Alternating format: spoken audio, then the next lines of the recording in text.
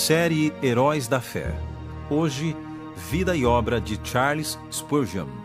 Na história milenar do cristianismo, alguns séculos foram determinantes para que o cristianismo pudesse chegar a toda nação, tribo, língua e povo. E o século XIX foi conhecido como o grande século do protestantismo inglês. Entre os anglicanos surgiram grandes pregadores, grandes oradores, homens de Deus que anunciavam as verdades da palavra do Senhor. Em menos de um século, a fé evangélica alcançou todos os cantos do mundo. William Carey, David Livingstone, Hudson Taylor. Nesse tempo singular de grandes homens de fé, Charles Haddon Spurgeon nasceu. Hoje falaremos sobre a vida desse grande homem, desse herói da fé, Charles Spurgeon. Ele nasceu em 19 de junho de 1834, na área rural da Inglaterra. Se fosse aqui no Brasil, nós diríamos que Spurgeon era um caipira. Seu avô, James, e seu pai, John, descendentes dos huguenotes, eram ministros da igreja congregacional.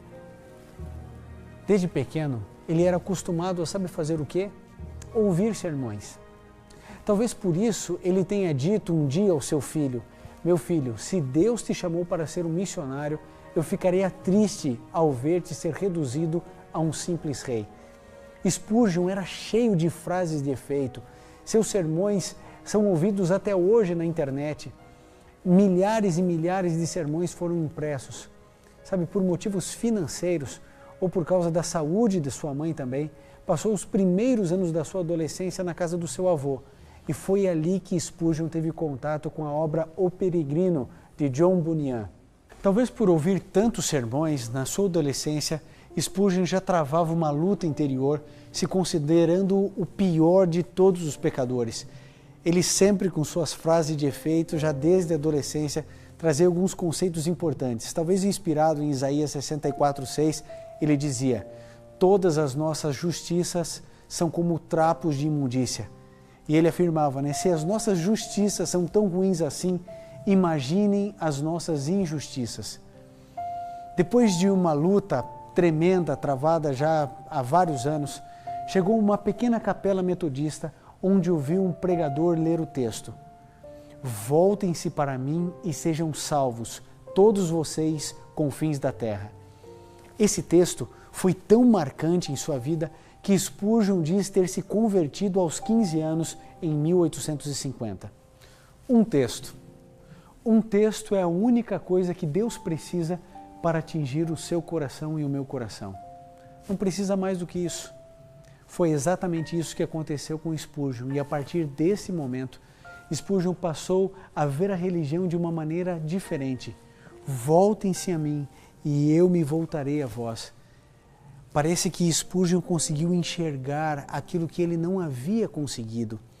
Um texto da Bíblia que mudou completamente a história desse que veio a ser considerado o príncipe dos pregadores. Spurgeon foi batizado numa igreja batista e já se sentiu chamado ao ministério. Logo com 16 anos pregou seu primeiro sermão e com 18 já era pastor auxiliar e pregava regularmente em uma pequena capela batista. Em abril de 1854, Spurgeon aceitou um convite da Capela Batista de New Park Street, em Londres, e começou seu ministério que durou 38 anos. No início, ele recebeu alguma publicidade desfavorável por causa da sua origem rural e porque tinha pouca instrução formal, mas ele lutou para pregar toda a palavra de Deus, a lei e o evangelho. A lei quebrantando os pecadores e o evangelho os restaurando. A lei do Senhor, dizia Spurgeon, é o pão de cada dia para o verdadeiro crente. Spurgeon, sem dúvida alguma, ele pensava no Salmo 1, verso 1 e 2, que dizia assim: bem-aventurado o homem que não ama segundo o conselho dos ímpios, nem se detém no caminho dos pecadores, nem se assenta na roda dos escarnecedores. Antes tem o seu prazer na lei do Senhor, e na sua lei medita de dia e de noite. Sua congregação estava em decadência, reunindo mais ou menos 200 pessoas num auditório que comportava 1.200.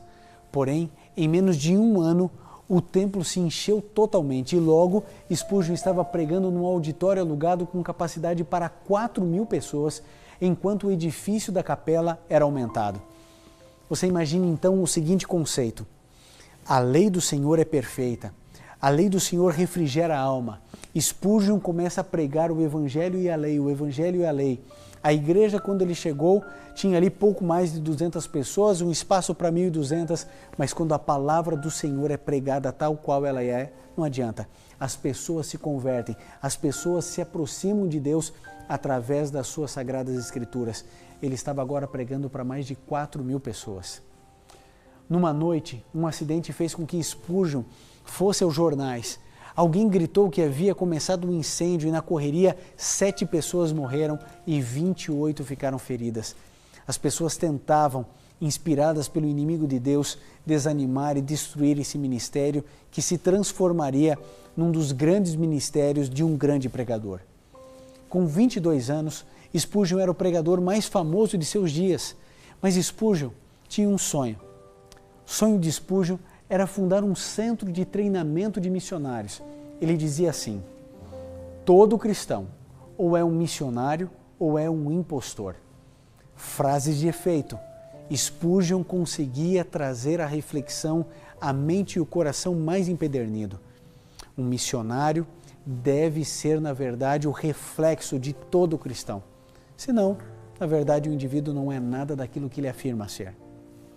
Em 1855, começou com um aluno. Depois passaram para 8, 20, 70. O Colégio de Pastores, como era conhecido o seminário de Spurgeon, até 1891, já tinham tido a alegria de terem preparados 845 ministros. Desses, muitos abriram novos campos missionários, formaram novas igrejas na Inglaterra, mas todos levaram o Evangelho para os campos missionários, África, China, Índia e tantos outros países e continentes. E em 1861, com 27 anos, Spurgeon já havia construído o Tabernáculo Metropolitano, um templo para 9.000 pessoas. Spurgeon ministrou ali por mais de 30 anos até a sua morte. O tabernáculo abrigava o colégio dos pastores e uma sociedade de colportagem que enfatizava a distribuição de literatura cristã, chegando a vender em um ano 20.000 Bíblias. Sem dúvida nenhuma, ele foi um grande herói da fé. Ele fundou um orfanato que cuidava de aproximadamente 500 crianças e também o lar de senhora para mulheres idosas sem família que a sustentasse. Dedicava muito tempo, pensamentos, cuidado e oração no preparo de suas mensagens que dirigia a centenas de pastores e estudantes que, na ocasião, se reuniam vindo de todas as partes do país.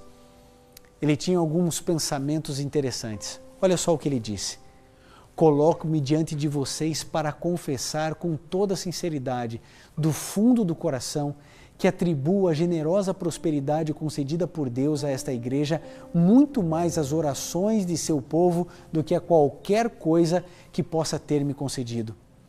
Querido Spurgeon foi um homem de Deus e ele também teve uma família. Ele se casou com Susannah Thompson em 1856. Eles tiveram filhos gêmeos, o Charles e o Thomas. Com Susannah, organizou suas economias para criar um fundo de livros para ministros pobres. Veja o que de fato é um homem convertido. Ele rejeitou o título de reverendo por questões de princípios e recusou-se ser ordenado por não possuir nenhum curso de teologia. Enfrentava graves problemas de saúde, inclusive às vezes entrando em depressão. Mas em meio a essas lutas, ele podia dizer: sei que Deus me ama e isto me basta. Talvez você seja um irmão leigo pensando e sofrendo, dizendo assim: não, mas eu não tenho ordenação ao ministério, eu nunca tive oportunidade de fazer teologia. Querido, a obra de Deus, ela é um convite para todos. Você pode e deve pregar o Evangelho. Veja Spurgeon. Sabe, talvez você não saiba dos números da vida de Spurgeon, mas durante a sua vida foram publicados 2.500 sermões e esse total chegou depois a 3.800. Seus sermões impressos formaram, na verdade, uma grande biblioteca com 38 volumes. Ele registrava seus sermões no domingo, ele os lia na segunda-feira e, após a sua revisão, mandavam para os editores. E todas as quintas-feiras seus sermões impressos já estavam circulando pelas ruas de Londres. um homem que fez a diferença, que acreditou, um homem que administrava a pregação do Evangelho, mas que falava diretamente ao coração também. Os sermões de Spurgeon eram bíblicos e os textos que ele sempre usava tratando dentro de cada contexto. Acima de tudo, os seus sermões eram centrados em Cristo. Ele seguia a orientação de Paulo, lá em 1 Coríntios, no capítulo 2, no verso 2, que diz assim: porque nada me propus saber entre vós senão Jesus Cristo e este crucificado. Como pode ser visto esse exemplo de pregar a Cristo nos títulos dos seus sermões? Por exemplo, Cristo, o poder e a sabedoria de Deus, Cristo levantado, a complacência de Cristo, Cristo exaltado, Cristo nome eterno. Sobre isso, Spurgeon declarou: meus irmãos, preguem a Cristo sempre e para sempre. Ele é todo o Evangelho. Sua pessoa, seus ofícios e sua obra devem constituir o nosso grande e todo abrangente tema. O mundo continua precisando ouvir falar de seu Salvador e do caminho para chegar a Ele. Não somos chamados a proclamar filosofia e metafísica, mas o simples Evangelho. Por isso, ele é conhecido o príncipe dos pregadores, um dos maiores pregadores ingleses de todos os tempos e o maior que os batistas já tiveram. Sem microfones e caixas acústicas, ele chegou a falar para 26 mil pessoas. Dificilmente houve um sermão em que não tenha sido usado para a conversão de alguém. Quando perguntaram qual era o segredo para atrair pessoas, ele respondeu: a igreja deve atrair pela diferença e não pela igualdade, que lição para todos nós cristãos. A sua igreja, a minha igreja, não deve ser parecida com o mundo, deve ser diferente do mundo. Aí sim, iremos atrair pessoas para as verdades da palavra do Senhor. Spurgeon também não esquecia o nome de nenhum membro de sua igreja, evidenciando grande capacidade pastoral. Embora criticado frequentemente por não ter estudado numa faculdade, seus sermões revelavam que ele lia muito e a sua biblioteca pessoal continha 12 mil volumes, grande parte deles de obras de reformadores. Em 1864, pregou um sermão contra o batismo infantil, atacando a ideia sacramental de uma regeneração ligada ao batismo, enfatizada sempre pela ala católica da Igreja Anglicana e ofendendo um grande número de cristãos que antes o apoiavam. Sabe o que Spurgeon disse diante dessa situação? A Bíblia toda, a Bíblia e nada mais do que a Bíblia é a religião da Igreja de Cristo. Cânticos, solos, corais, peças são importantes, mas jamais devem substituir a pregação bíblica. O ministério exige preparo. Quando lhe perguntaram quanto tempo demorava para fazer um sermão, sabe o que ele dizia? Uso todo o tempo que tenho disponível antes de pregá-lo. Spurgeon não concordava com a ideia, hoje tão comum, de que o Espírito Santo santifica o despreparo e a negligência. Ele se dedicava pontualmente ao estudo das Sagradas Escrituras e só então se atrevia a subir a um púlpito e a então ser usado por Deus. As suas mensagens tinham consistência porque ele gastava muito tempo estudando e orando, um exemplo para todos os pregadores, para todos os pastores, para todos os líderes religiosos. Spurgeon pregou o seu último sermão no Tabernáculo Metropolitano em 6 de junho de 1891. E em 4 de janeiro de 1892, Londres parou para o enterro de Charles Spurgeon.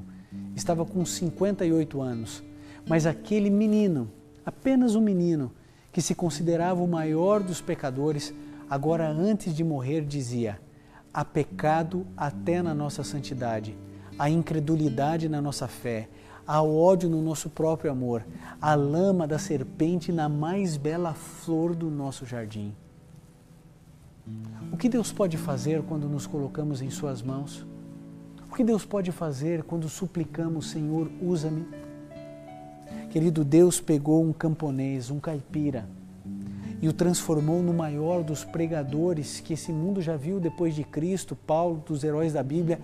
Parece que Spurgeon surge como um lírio, pregando de maneira tão profunda. Você já teve a oportunidade de ouvir alguma de suas mensagens? Algumas delas na internet.